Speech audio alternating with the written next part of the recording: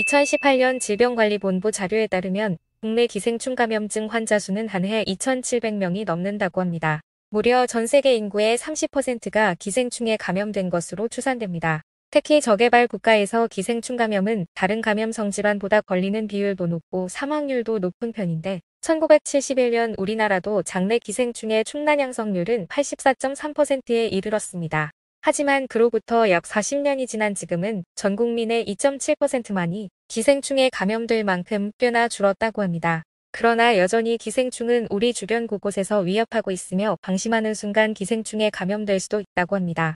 국내 기생충 전문가는 생선회나 육회, 선지, 막창 같은 음식들은 생각과 달리 상대적으로 기생충 감염에 안전한 반면 기생충 감염에 취약한 음식들도 존재하고 있다고 설명했습니다. 이번 시간에는 우리 주변에 기생충 감염을 일으키는 음식은 무엇이 있는지 자세히 알아보겠습니다. 첫 번째는 민물고기입니다. 민물고기를 즐겨 먹는다면 기생충에 감염될 확률이 매우 높습니다. 2010년 울산에 사는 남성 A씨는 지인들과 민물 생선회를 먹고 난 뒤 40도에 이르는 고열과 팔에 무수한 물집이 생기는 현상으로 병원 응급실에 이송되었다가 하루 만에 사망한 사례가 발생했습니다. A씨는 비브리오 폐혈증과 비슷한 증상을 보였지만 혈액 검사 결과 생선 비늘 등에서 발견되는 에로모나스균에 의한 폐혈증으로 사망한 것으로 결론 내려졌습니다. 5년 전 A씨는 알코올성 간경화와 간암으로 치료받았는데 많은 전문의들은 간질환을 앓거나 만성 알코올 질환자 등은 에로모나스균과 같은 기생충에 감염될 경우 생명을 잃을 수도 있다고 경고했습니다. 2002년에서 2003년 국립보건원에서는 전남 곡성 주민 3,231명을 대상으로 조사한 결과 599명이 간디스토마라 불리는 간흡충에 감염되어 있다고 보고했습니다. 간흡충에 감염되면 간에서 알을 까서 기하급수적으로 늘어나는데 오랫동안 감염된 상태로 방치되면 담관염을 일으키고 담석과 황달을 유발하기도 하며 일부는 담관암으로 발전하는 아주 무서운 기생충입니다. 충격적인 사실은 일반 구충제로 없어지지 않으며 간 기능 검사 및 간CT 등을 통해 감염 여부 확인 후 디스토마 치료제를 처방받아야 합니다. 그 밖에도 민물개나 가재 등을 통해서도 페디스토마라 불리는 폐흡충에 감염될 수도 있습니다. 민물게장 음식점이 인기를 끌면서 폐흡충에 감염되는 사례들이 늘어나고 있는데 폐흡충에 감염되면 폐의 1.5에서 2.5cm 크기의 주머니를 형성해 그 안에 알을 낳습니다. 일부 폐흡충은 뇌와 척수, 희아 조직 등의 자리를 잡으며 그 일부는 척추를 따라 뇌까지 올라가는데 이때 뇌에 손상을 입혀 뇌출혈을 유발하기도 합니다. 다행히 폐흡충은 프라지퀀텔이라는 약을 복용하면 90% 이상이 낫는다고 합니다. 두 번째는 소간입니다. 소의 간을 익히지 않고 날로 먹으면 건강 증진에 도움이 될 뿐만 아니라 시력을 좋게 만들어준다는 속설이 있습니다. 하지만 안타깝게도 이런 효과를 얻기는커녕 개회충이라는 기생충에 감염될 가능성이 매우 높아 섭취 시 주의가 필요합니다.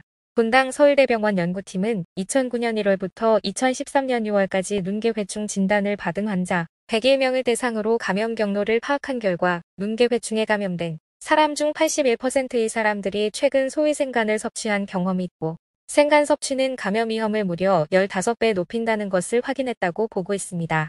소의 생간을 통해 사람 몸속에 들어온 개회충은 장 속에 가만히 있지 않고 몸속 여기저기 돌아다니며 간이나 폐와 같은 장기로 이동합니다. 대부분 증상이 없고 시간이 지나면서 유충이 사멸되고 자연 치유되는 것이 보통입니다. 하지만 유충이 눈으로까지 올라가게 되면 눈에 염증을 일으키는 것은 물론 염증 물질을 침착시켜 눈의 한가운데 망막세포를 파괴해 시력을 저하시킬 수 있습니다. 만약 망막 주변에 혼탁이 생겨 후유증으로 흉터 조직을 만들면 실명까지 일으키게 돼 섭취를 가급적 금하는 것이 좋습니다. 또한 개회충에 감염돼 간이나 폐에서 염증이 생기면 간암이나 폐암 또는 전이염 등의 양성 종양으로 오인할 수도 있습니다. 실제 기생충에 감염된 환자가 암으로 오인되어 값비싼 영상검사와 조직검사를 받기도 하며 드물지만 항암치료와 수술까지 이르는 경우도 있다고 합니다. 기생충 감염 시 나타나는 증상은 기생충의 종류에 따라 복통과 식욕부진, 빈혈, 어지러움 등의 증상이 나타날 수 있으며 어린이의 경우 항문주의가 가렵다고 호소하기도 합니다. 기생충에 감염되더라도 대부분 자연적으로 사멸하지만 간혹 기생충량이 많고 면역력이 떨어져 있는 경우라면 앞서 소개한 감염 증상이 발생할 수 있습니다.